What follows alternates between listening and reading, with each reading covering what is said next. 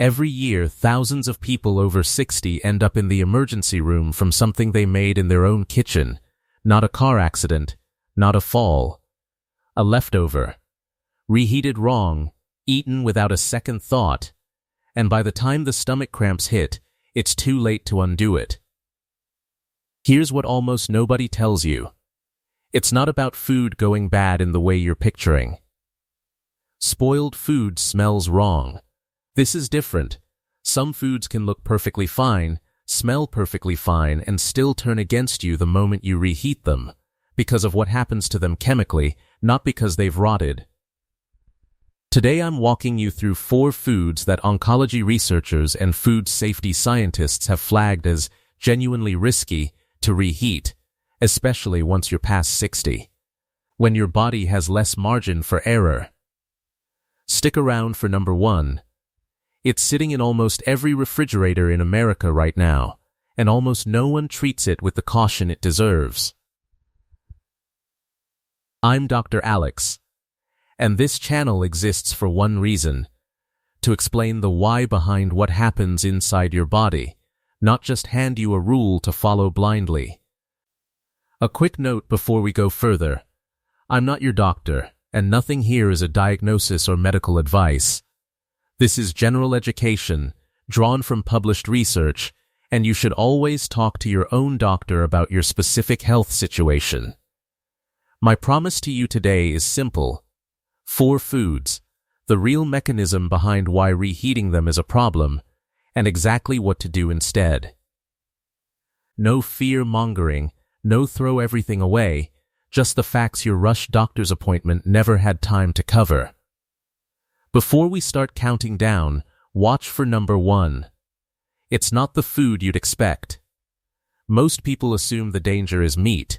It's not.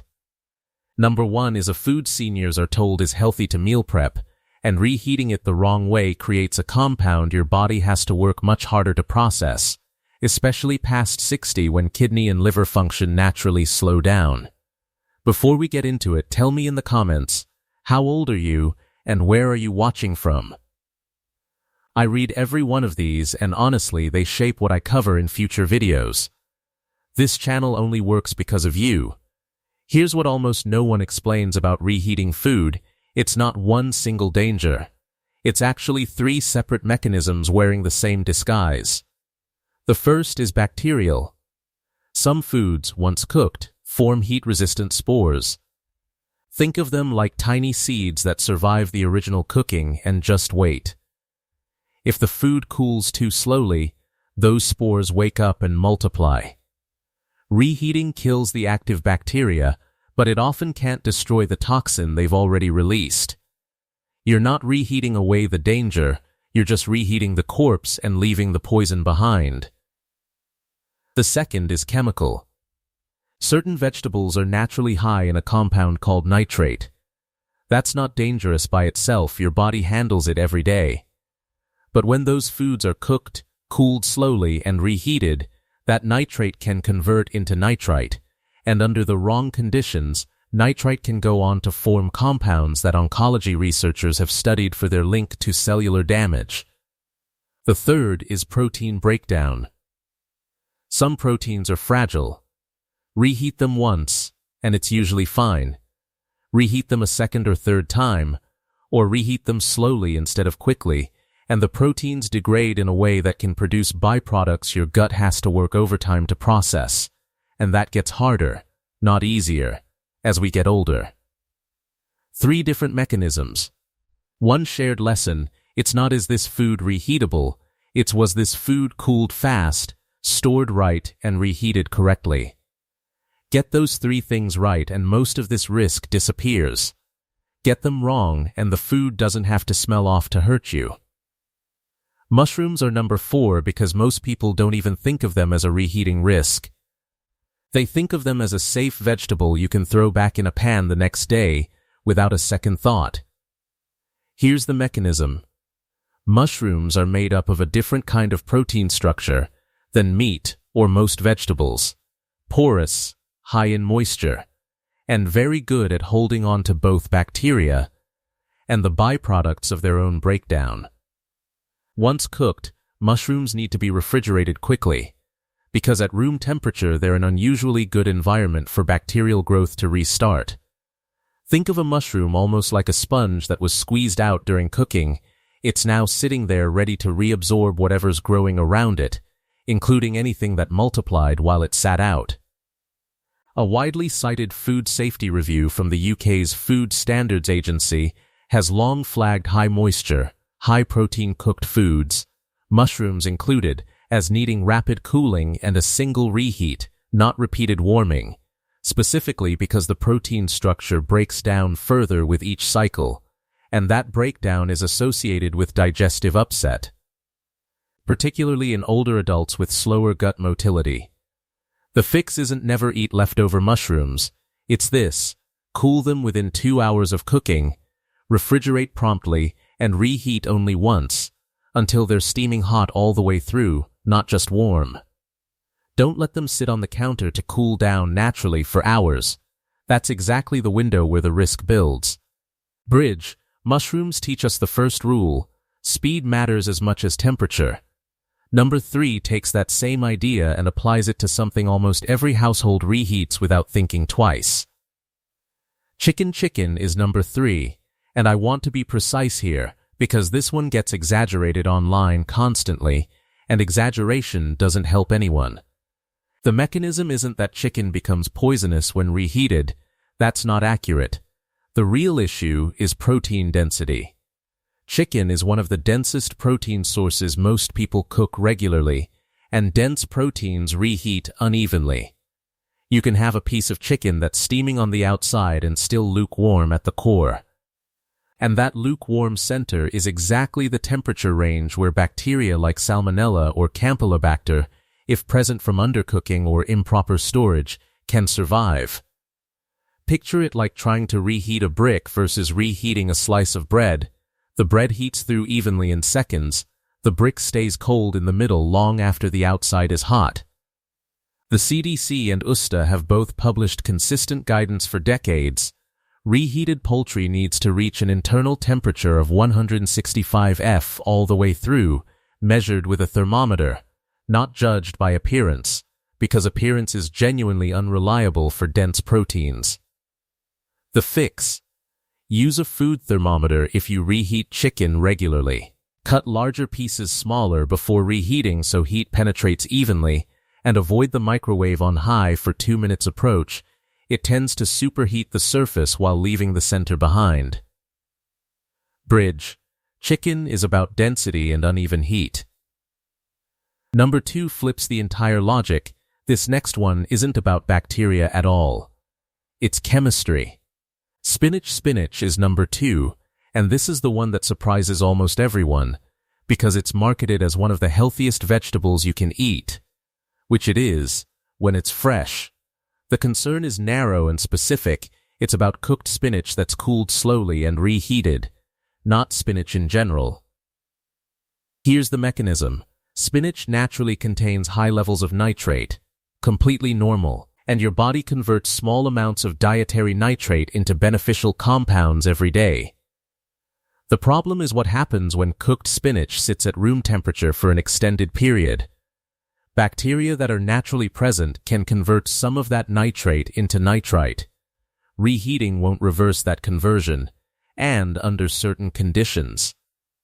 Particularly when nitrite is combined with proteins during digestion, it can go on to form compounds called nitrosamines, which oncology researchers have studied extensively for their association with cellular damage over long-term, repeated exposure. I want to be precise.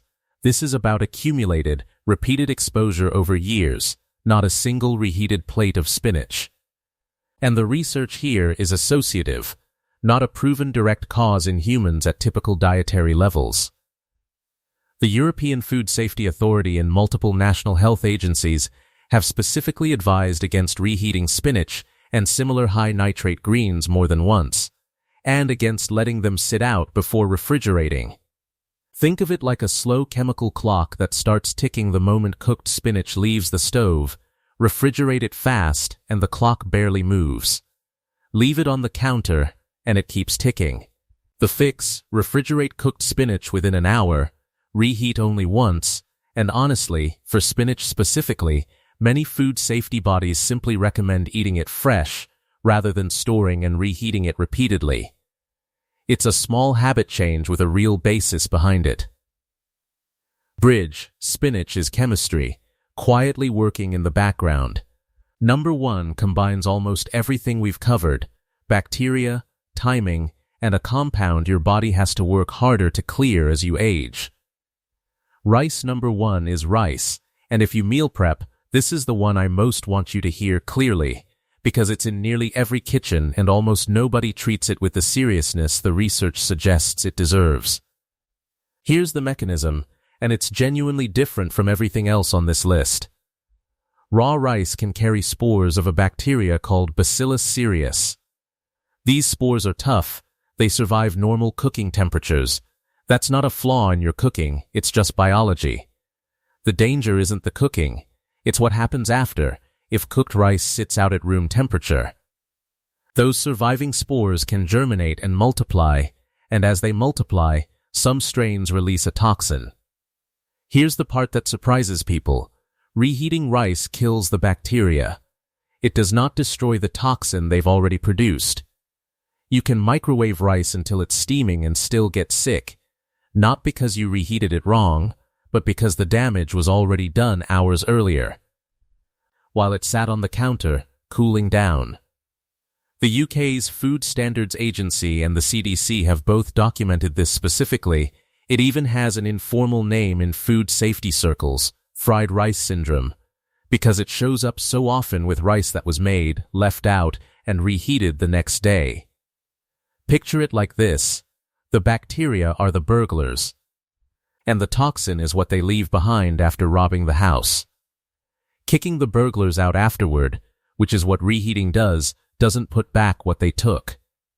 The fix, and this one's simple: cool rice within 1 hour of cooking, refrigerate it promptly, and don't keep it longer than about a day before eating it.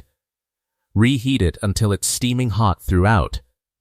And if it's been sitting on the counter for more than 2 hours, even if it looks and smells completely fine, it's genuinely safer to let it go.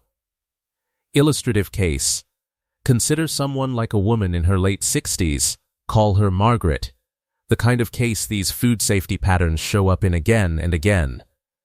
Margaret cooked a big batch of rice on Sunday to save time during the week, left it on the stovetop to cool for a bit while she ran errands, and didn't get it into the fridge until that evening. By Wednesday, she reheated a bowl for lunch, steaming hot, exactly like she always does, and a few hours later she was doubled over with stomach cramps and nausea that lasted through the night. Nothing about that rice looked, smelled, or tasted wrong. That's the part that catches people off guard, and it's exactly why this isn't about being careless. Margaret did everything she thought was right. The gap wasn't in her reheating. It was in those first 2 hours on the counter, when the clock nobody warned her about was already running. This is an illustrative, composite example, not a real patient, and I'm not a treating physician. But the pattern it represents is well documented in food safety literature, and it's exactly the kind of case these guidelines exist to prevent. So here's why this actually works. In one sentence, almost every risk on this list isn't about the reheating itself, it's about the window of time before you reheat. Bacteria multiply while food sits out. Chemical conversions happen while food sits out. Dense proteins hide uneven cooking regardless of how food sits. The single biggest lever you have, across all 4 of these, is speed, getting food off the counter and into the fridge fast, ideally within 1 to 2 hours of cooking. A quick and important safety note: nothing here means you need to fear your own kitchen or throw out leftovers out of panic. This is about a handful of specific, well-documented habits, not a reason to stop eating rice, chicken, spinach, or mushrooms, all of which are genuinely good foods. And if you ever have a health condition, take medication, or have specific dietary concerns, including anything related to kidney function, digestion, or a cancer diagnosis, Please talk to your own doctor before making any changes based on something you watched on YouTube, including this video. Tonight's simple plan, if you want to put this into practice immediately: 1. Cool leftovers within an hour or 2. Don't let them sit on the counter to cool down naturally. 2.